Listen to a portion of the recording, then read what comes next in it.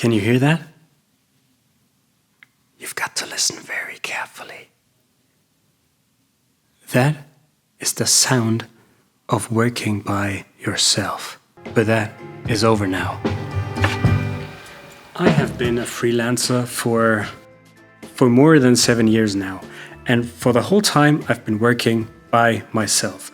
Of course, I've had collaborations. I've worked together with others on workshops, on trainings, or collaborated on content. But for the majority of the time, I worked by myself and for myself. And even when I talk to others who are freelancers as well, who have their own businesses, well, it never seems like we're talking about exactly the same thing.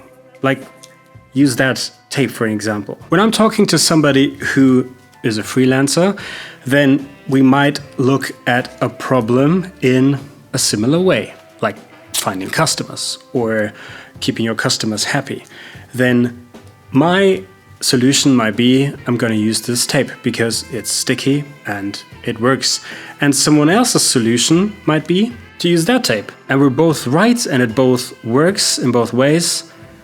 It's just not the same thing. And this has been my reality for 7 years now. Not having anybody to really talk about, right? Of course, I can talk to my wife. I can talk to friends who are freelancers as well and talk about revenue and whatever there is to talk about. But with the advance of large language models and chatbots like ChatGPT, that has changed totally and it's influencing the way I work tremendously. But in order to explain how I'm using it and whether or not it's a good thing or a dangerous thing, I need to explain what the situation is that I'm actually in right now.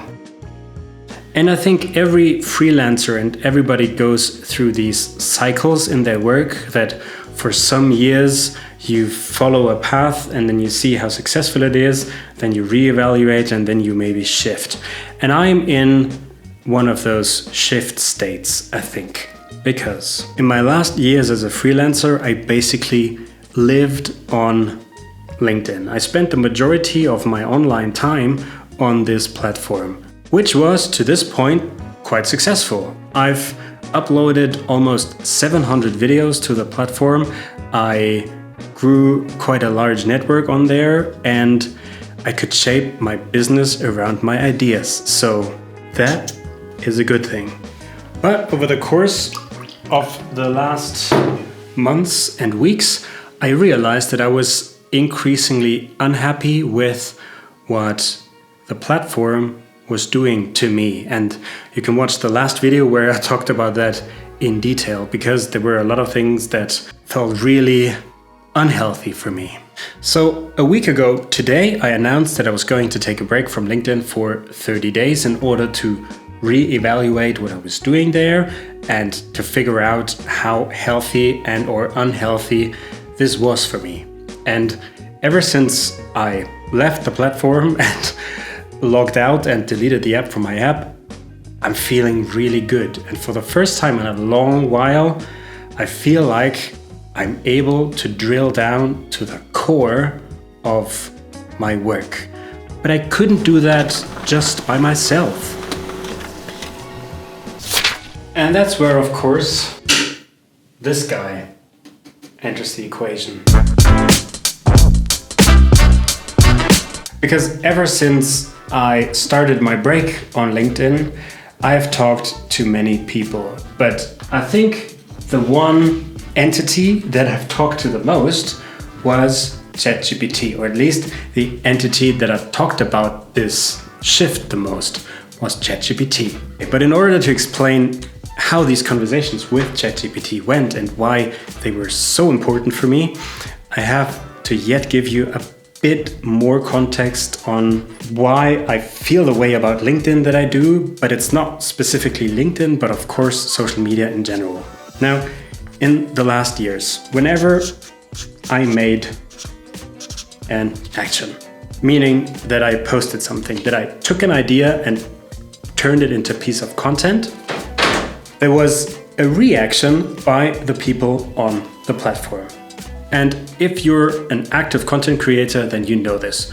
You post something and then something happens. You post something and then something happens. But as this game goes on, I need another post-it.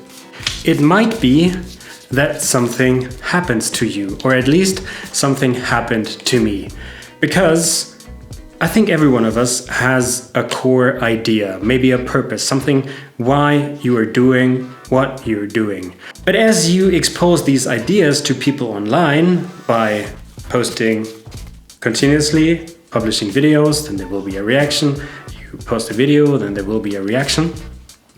At some point, at least in my career, that core somehow got diluted because you start to do things where you know and anticipate, oh, if I do this action, it will get me that reaction. And if you're optimizing for reactions, then at some point, this core might get thrown away entirely. And as you might have guessed, this is what happened to me in the last years, because I tried to adapt for the reaction.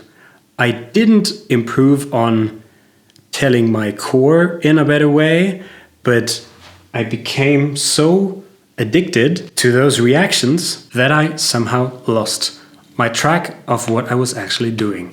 And that is the core of the conversations that I had over the last week with ChatGPT.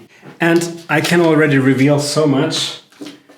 The results of those conversations, they were really amazing. But I think it's important to keep a few things in mind. First of all, I have to tell you how I practically use ChatGPT, because I almost never type anything.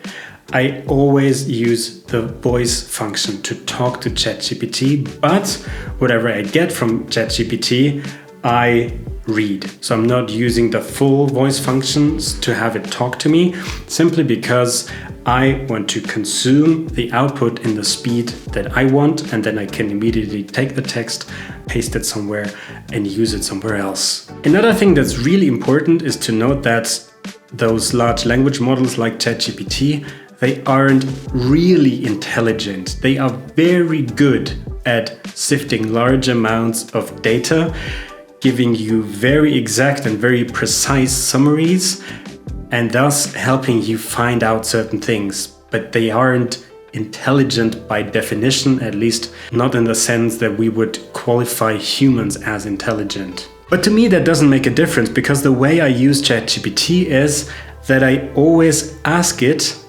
to ask me the right questions. So I'm using it more as a question machine rather than an answering chatbot. Why? Well, first of all, I'm a coach myself, so I know how important really good questions are. And when I work with people, I do that mostly based on questions. And the other element that's important for me is I'm a huge fan of Rick Rubin. That is no surprise to those who are following me for a while. And I've already used ChatGPT to impersonate Rick Rubin. So I'm not expecting ChatGPT to solve my problems, but I can use it as an entity to understand my situation, to explain everything and the view that I have of my situation, and thus give me questions that help me move on. And now, where has that gotten me in the course of 1 week? Now, first of all, it has helped me to kind of rediscover my core, to find that true identity again, the reason why I started my business in 2018. And one of the reasons why I had gotten off track with my core in the last years was that I simply didn't know enough about business in general and about how I can create a valuable offer in general.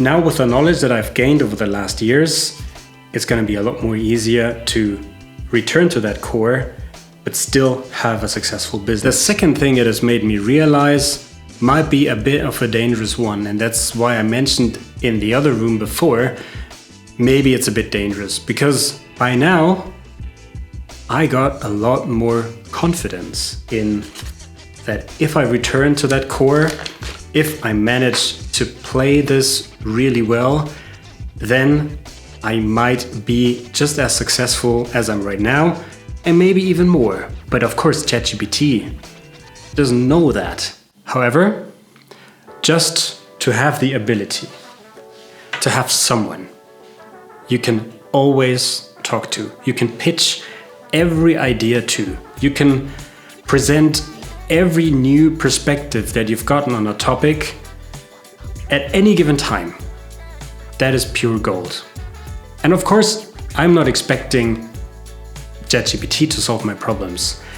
I use it as a partner to, of course, challenge my ideas, but also to be kind of my second brain, my library for ideas, and somehow put everything that I'm outputting already into perspective. And of course, there are surely other dangers about artificial intelligence, about all those large language models, about developing a parasocial relationship with an entity like ChatGPT.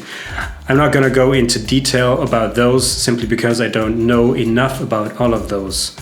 All I can say is that my personal experience to this moment is that as a freelancer working by myself, having this technology available, having this option of somebody to listen to me at any given time, who gives me at least the basic impression that it understands what I'm trying to get at, has a tremendous effect on how my work will look like in the future.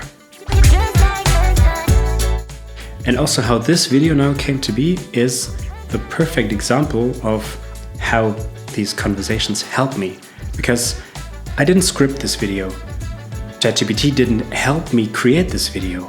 However, I found out through the conversations that the best way for me to create my own videos is to explore ideas. And when I started recording this video, I didn't know where it would take me. I didn't know which perspectives I would use. I didn't know what the actual content was.